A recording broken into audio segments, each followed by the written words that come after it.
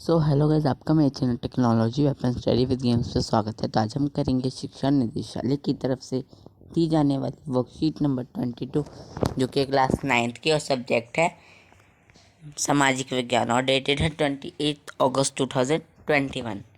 तो टॉपिक है लोकतंत्र का बृहत्तर अर्थ।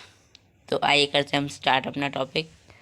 हमने इस अध्याय में लोकतंत्र को उसकी विशेषताओं या गुणों की पहचान करते हुए समझने का प्रयास किया और यह निष्कर्ष निकाला कि जनता चुने हुए प्रतिनिधित्व वाला शासन लोकतंत्र कहलाता है।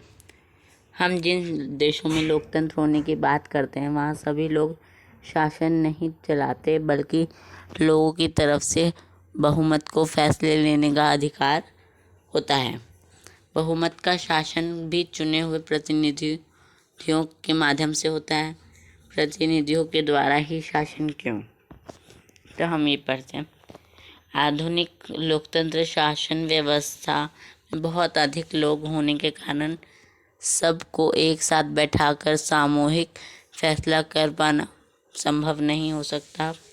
अगर ऐसा प्रयास भी किया जाए तो भी हर एक नागरिक के पास हर फैसले में भाग लेने का समय, इच्छा या योग्यता का कौशल नहीं होता।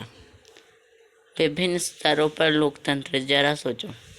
एक नेता के द्वारा ही किसी एक पार्टी के सारे फैसले लेना, परिवार में प्रमुख फैसले घर का मुखिया अकेला लेता है या सभी सदस्य मिलकर लेते हैं। कक्षा में शिक्षक द्वारा बच्चों को सवाल पूछने या अपनी बात बोलने की इजाज़त देना। वास्तव में लोकतांत्रिक फैसले का मतलब यह है कि उस फैसले से प्रभावित होने वाले सभी लोगों के साथ विचार विमर्श करने के बाद उनकी स्वीकृति से फैसले लेना। यानी जो कमज़ोर व्यक्ति है उसका भी किसी फैसले में उतना ही महत्व होना चाहिए जितना किसी शक्तिशाली व्यक्ति का। यह बात सरकार या परिवार या किसी अन्य संगठन पर भी इसी प्रकार लागू होती है। लोकतंत्र और नागरिक। एक आदर्श लोकतंत्र में निर्णय लेने की प्रक्रिया लोकतांत्रिक होनी चाहिए। मतलब कि नागरिक के तौर पर हम जो भी काम करते हैं वह भी हमारे देश के लोकतंत्र को अच्छा या खराब बनाने में मदद करता है। यही लोकतंत्र की ताकत है और यही कमजोरी भी। देश का भविष्य शासकों के कामकाज से भी ज़्यादा नागरिकों के कामकाज पर निर्भर करता है। इस तरह की कुछ बातें ही लोकतंत्र को राजशाही, तानाशाही या एक दल की शासन व्यवस्था से अलग और बेहतर करती है तथा नागरिकों को अधिक सक्रिय और भागीदार बनाती है। तो इस वर्कशीट में हमने क्या समझा?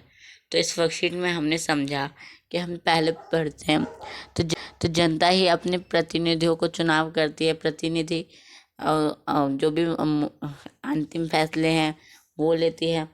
तो प्रतिनिधि के स्तर पर ज़रा सोचते, एक नेता जो है वो एक सारी मतलब कि अपने दल की पार्टी के सारे फैसले लेता है और जिस साइड का वो नेता है वो भी उसी साइड के फैसले लेता है। तो अगर हम सोचें कि इस एक विचार विमर्श डिस्कशन करेंगे कि सभी नेता जो भी पूरे यूनाइटेड किंगडम्स के हैं तो साथ में लेंगे फैसले, तो ये पॉसिबल तो है नहीं। तो अगर हम ये सोचे भी करने का तो कुछ लोग आ पाएंगे, कुछ लोग नहीं आ पाएंगे। तो इसीलिए जैसे कि हम परिवार में जो घर का मुखिया होता है वही जो कि इम्पोर्टेंट फैसले होते हैं वही लेते हैं। तो इस पे कुछ बेस है, वर्कशीट पे बेस कुछ क्वेश्चंस दिए गए हैं, तो आइए करते हैं। लोकतंत्र में चुने हुए प्रतिनिधि कौन होते हैं? तो इसका आंसर होगा लोकतंत्र में चुने हुए प्रतिनिधि कौन होते हैं? मुख्यमंत्री और प्रधानमंत्री होते हैं। और प्रश्न 2 है, लोकतंत्र में चुने हुए प्रतिनिधियों के द्वारा ही शासन क्यों होता है? क्योंकि हर जगह के जो भी देश के हैं वहाँ के सभी मुख्यमंत्री, प्रधानमंत्री पूरे वर्ल्ड के तो आ नहीं सकते एक साथ फैसले लेने के लिए, या फिर पूरे भारत के भी। तो इसीलिए हर दल का एक नेता होता है, इसीलिए उन्होंने हर दल की एक सरकार अलग से बना रखी है। जो जिस साइड का नेता होता है तो वो उस साइड का काम, उस साइड के फैसले लेता है। लोकतांत्रिक तरीके से फैसले लेने की प्रक्रिया को स्पष्ट कीजिए। तो आइए करते हैं। तो ये हो जाएगा इसका आंसर। किसी समूह या संगठन के सभी सदस्य से उस विषय वस्तु पर उनकी प्रतिक्रिया जानने के उपरांत निर्णय प्रक्रिया में उन्हें सहभागी बनाता हूँ। सर्वसम्मति किसी फैसले पर पहुँचाना ही लोकतांत्रिक तरीका है। तो ये इसका आंसर नेक्स्ट करते हैं। तो प्रश्न नंबर 4 है, आपके अनुसार लोकतंत्र को बेहतर बनाने में नागरिकों का क्या योगदान हो सकता है? हमारे विचार में लोकतंत्र को बेहतर बनाने के लिए नागरिकों को सबसे ज़रूरी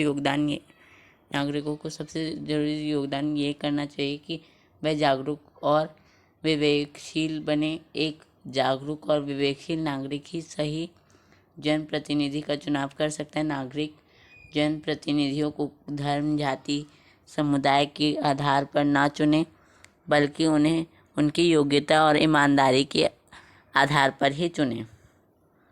तो अगर आपने वर्कशीट कंप्लीट नहीं किए तो जल्दी से कंप्लीट कर लिए। मेरे चैनल को सब्सक्राइब कर दीजिए, मेरी वीडियो को लाइक कर दीजिए। Thank you, bye.